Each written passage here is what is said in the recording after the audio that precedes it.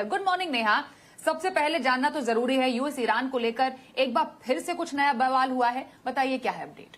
Absolutely Swati, good morning. ये तो 3 महीने पहले से जब युद्ध की शुरुआत हुई थी, नित नए बदलाव और नित नए ऐलान होते हुए दिखाई दिए हैं। कुछ ऐसा ही हुआ है, नथिंग न्यू।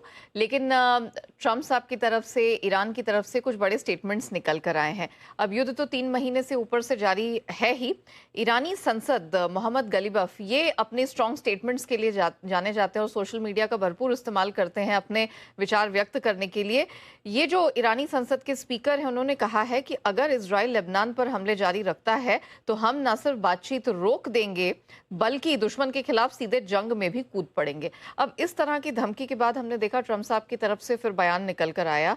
ट्रम्प ने कहा है कि नेतन्याहू और हिजबुल्लाह दोनों के जो आपसी हमले हैं वो अब नहीं होंगे। उन्होंने कहा कि हमारी हिजबुल्लाह चीफ और साथ ही इजराइल के नेतन्याहू जी से भी बात हुई है और उन दोनों ने भरोसा दिलाया है, दोनों पक्षों ने भरोसा दिलाया है कि वो एक दूसरे पर हमले नहीं करेंगे। इससे पहले आपको याद होगा कि ओवर द वीकेंड इजरायली प्रधानमंत्री बेंजामिन नेतन्याहू की तरफ से एक बयान निकल कर आया था और उन्होंने अपनी सेना को कहा था कि आप लेबनान में अंदर तक जाइए और वहां पर हमले जारी रखिए। तो ऐसा ट्रम्प साहब ने भरोसा दिलाया है कि इन दोनों पक्षों के बीच में लड़ाई नहीं होगी। लेकिन उन्होंने कहा कि ईरान पर नाकेबंदी से वो प्रेशर अपना क्रिएट करके रखेंगे। तो वो दोनों तरफ की बात करें, एक तरफ से थोड़ा अपीजमेंट पे भी फोकस करें, दूसरी तरफ से धमकाने का भी और अपर फिस्ट रखने का भी वो काम कर रहे हैं। अच्छा, और इस बयान से कुछ घंटों पहले उनका ट्रूथ सोशल पर एक और बयान आया। वहां पर उन्होंने कहा कि अमेरिका और ईरान के बीच में जो शांति वार्ता है वो तेज गति से चल रही है। इनफैक्ट यही वो स्टेटमेंट था जिसके बाद हमने देखा कि कच्चा तेल जो कल तीसरे दिन थोड़ी मजबूती दिखा रहा था और ऑलमोस्ट 8% की बढ़त दिखाकर $98 तक चला गया था, ट्रम्प के स्टेटमेंट के बाद $3 करेक्ट हुआ और 94-95 के बीच में जाके बंद हुआ। अच्छा, बात करते हैं हम अमेरिकी इक्विटी मार्केट्स की। फिलहाल तो स्वाति ये कह सकते हैं कि ये पूरा लबोलुबाव है फिलहाल अमेरिका और ईरान के बीच में बयानबाजी का। बिल्कुल, तो आपने अपडेट दिया। यहाँ पर अमेरिकी बाजारों को लेकर कुछ और संकेत मिल रहे हैं ग्लोबल मार्केट से।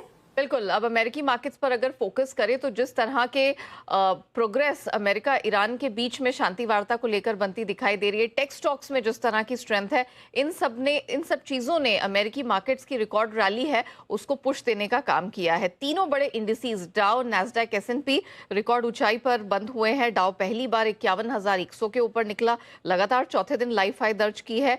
इंट्राडे में हमने देखा 51,161 का ऑल टाइम बना। S&P में लगातार 8वीं बढ़त है और 5वीं रिकॉर्ड क्लोजिंग लगातार ये देखने को मिली है। S&P 20 अंक चढ़ा है लेकिन पहली बार 7600 पर बंद होने में कामयाब रहा और इंट्राडे में तो हमने देखा कि ऑल टाइम हाई एक नया 7617 का बना है। नैस्डैक भी पीछे नहीं रहा है, ये भी पहली बार हमने देखा कि अच्छी खासी स्ट्रेंथ इसमें भी देखने को मिली। ऑलमोस्ट 27,190 का यहाँ पर हाई लगता हुआ दिखा और जो क्लोजिंग भी हुई है 114 पॉइंट ऊपर, रिकॉर्ड क्लोजिंग ही देखने को मिली। टेक्नोलॉजी शेयरों का ही पूरी तरह से जलवा रहा, जहां पर एनवीडिया इसने पीसी मार्केट में एंट्री की है अपने एक नए प्रोडक्ट के साथ और उस वजह से 6.5% की स्ट्रेंथ दिखी। माइक्रोसॉफ्ट, ओरेकल 10% तक बढ़े हैं और साथ ही एनर्जी शेयरों में जो कच्चे तेल में फिर से उबाल थोड़ा सा दिखा 2-3 दिनों में, उसके चलते एक्सॉन मोबिल, शेवरॉन जैसे एनर्जी स्टॉक्स में भी स्ट्रेंथ दिखी।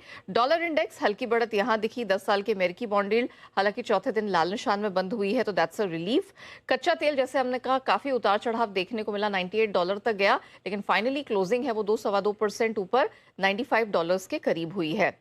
मेटल्स पर नजर रखिएगा, बहुत गजब की स्ट्रेंथ दिखी है। एलएमई कॉपर 2 हफ्ते की ऊंचाई पर बंद हुआ है। एल्यूमिनियम जिंक यहां पर ज्यादा इंटरेस्टिंग मूव है। एल्यूमिनियम 4 साल की ऊंचाई पर बंद हुआ है। जो मिडिल ईस्ट में तनाव है उसकी चलते सप्लाई डिस्ट्रप्शन हो रहा है। और जो जिंक की अगर आप बात करें, पेरू, कजाकिस्तान, ये कुछ बड़ी स्मेल्टर्स हैं जहां पर कुछ ऑपरेशंस को लेकर दिक्कतें आ रही है और इसी कारण से जिंक की कीमतें भी 3.5 से 4 साल की ऊंचाई पर बंद होने में कामयाब रही है। फॉर दैट मैटर इवन निकल ये भी 1 महीने की ऊंचाई पर बंद हुआ। लेकिन सोने चांदी की बात करें, एक ठंडा सा ट्रेड देखने को मिला है।